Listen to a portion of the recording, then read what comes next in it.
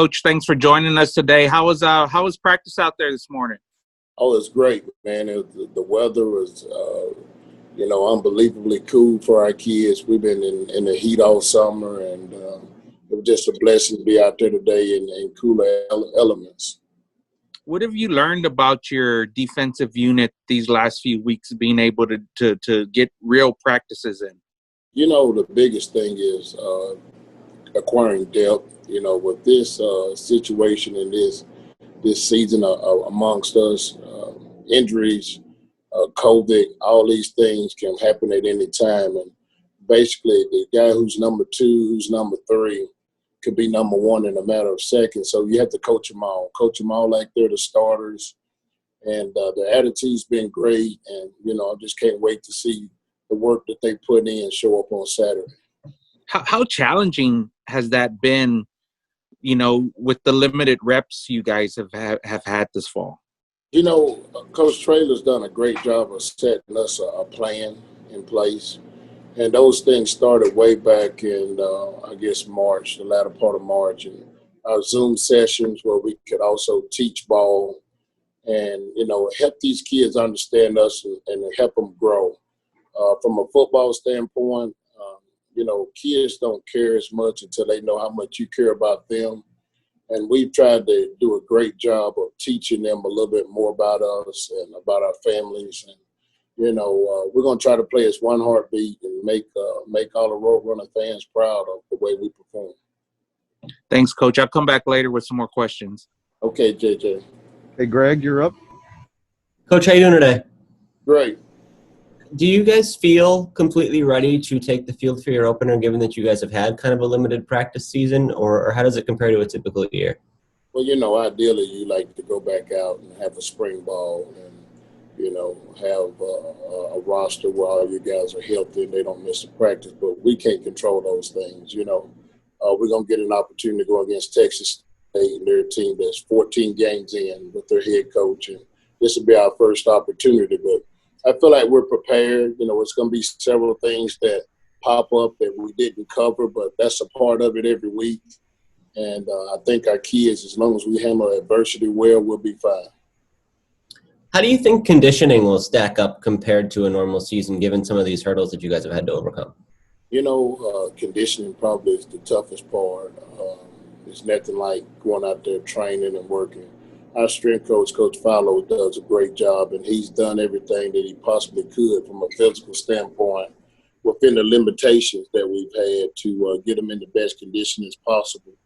We've also tried to take care of them on the practice field, but, come Saturday, everybody's going to have to play because there's going to be a lot of guys that's fatigued and not used to straining their body for an entire 60 minutes. It's just something we can't control, but we feel like our kids will give us maximum effort. Perfect effort, actually. The other concern I've heard discussed a lot, really like around the country more than with UTSA, is tackling, given that some of these contact periods have been limited. How do you feel about your guys' readiness to go out there and be sound in that sense? That's going to be a challenge every year, no matter where you're at. And, our head coaches work with us somewhat to give us a chance to tackle live in a few situations. But ultimately, it's nothing like actually going out there doing it. And I'm sure we'll miss some tackles. Hopefully we won't miss many. But if our effort is great, then we can keep those missed tackles from becoming explosion plays, and, being a difference in the ball game. But I expect our kids to go out there and tackle well.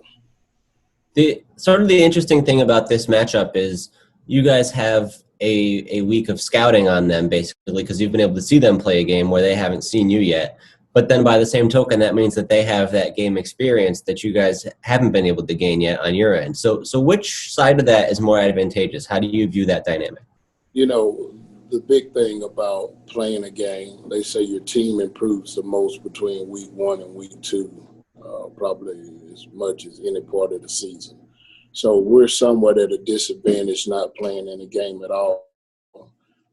From a schematic standpoint, everybody runs their schemes, and we see an offense that gives us multiple personnel grouping. So, I think it's in their advantage that they played, and we talked about them playing actually 14 games instead of one game, but this team in itself has only played one, but I think it's an advantage for them, and our kids are just going to have to overcome that and play as one heartbeat. Okay, JJ, back to you. Coach, what are some of your thoughts on just overall Texas State and how they looked in week one? They look explosive. They look a much improved offense from last year. They have a quarterback that they believe in, and he's kind of rallied them around him. They call him Johnny Manziel II, I think. And, he's a guy that can make plays. They got two good running backs that, can make you miss. One guy can actually run you over some. So they have versatility there. And, at the receiver group, the guy that made a catch last week, number 3, he may be up for catch of the year. So, they have some weapons.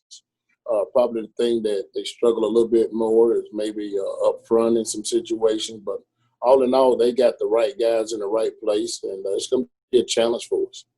What was your impression of that run game? They put up almost 200 yards of rushing offense and more than seven yards of carry. You guys are going to have to reduce that to have some success, I would imagine, right? There's no doubt. We're going to try to stop the run first, and hopefully that's something that we do well.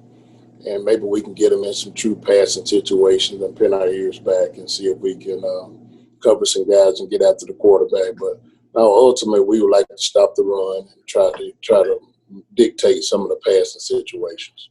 I was looking at the depth chart at the interior linebacking group, and Coach Traylor said you guys are probably going to play a bunch of guys at that position this week. What's kind of the logic and thinking behind that? Well, it's the first game, and injuries do take place. And, we hadn't played a game, so we got to keep a lot of guys fresh to make it to the fourth quarter. And, these guys deserve an opportunity to practice, play in the game. If they practice well, we feel like we've got some special kids that, join our team. Jamal Liggins is a true freshman that I'm really excited about. He earned the opportunity to play some. Tyler Monkey and Trevor Harbison, some guys that, tried to hold their own, and another guy, DeMarco Guidry, he's a guy that, brings a lot of intensity and passion when he comes in the game. So I feel good about all those guys and having a role playing in this game. When you talk about Jamal, is it strange to have a true freshman come in and kind of catapult himself into that position? Well, I would start out with saying, look at his high school coach who he played for, and I mean that being a complimentary way of Coach Traylor. That's who he played for in high school.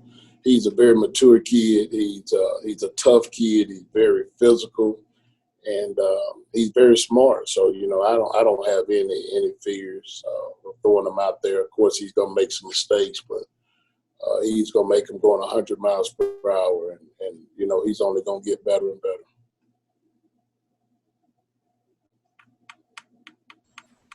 Okay, Greg, back to you. Coach, how have you approached sort of managing your defensive system for week one so it's kind of not too much for the players first time out the gate? Are you sort of scaling back what you do, or what's the overall mindset? Well, we've scaled some back. It's not about the schemes. It's about what can the players actually do and go out there and execute. And, actually we had a couple of calls today. I asked the kids, I said, can we do this? If we can, I'll call it. If not, I'll throw it out. So we've scaled it down to a few plays here and there. But ultimately, the scheme won't make that big of a difference. It's about the kids understanding their responsibility and playing as one and playing with that perfect effort. If we can get those things, I can make the game real easy, just call a couple of things and it's up to them to get it done. But all in all, we've got enough defense we feel like in to give us a chance. Do you want to be able to expand that through the year from week to week, or what's the plan going forward?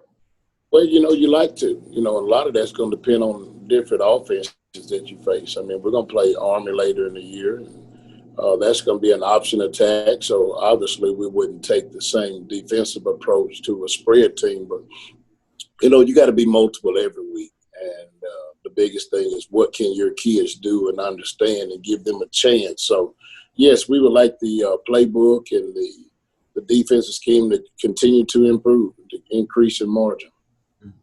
How important is it for them to be able to play kind of smooth and fast without having to do that thinking out on the field? How much of a difference does that make?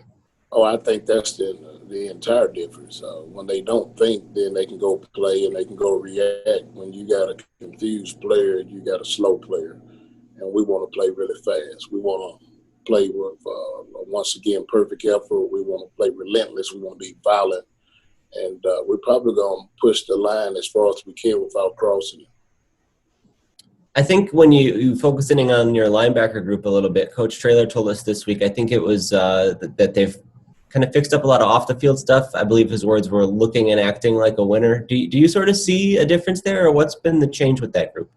You know, when I inherited this group, there were some challenges there, but they've kind of grown together. You know, we form our own opinion about guys, but the thing about Coach Traylor's been in this profession as long as he has. You know, he believes in giving kids chances, and that's what we've done. We've allowed some kids to grow and mature. The biggest thing I mentioned earlier, they have to know that you care about them as a person first. And, you know, from the example our head coach says on down to the assistants, we make sure that our kids know that we're about their well-being in the social aspect and the spiritual aspect and, you know, of course, in the athletic standpoint of being the best that we can be in everything we do.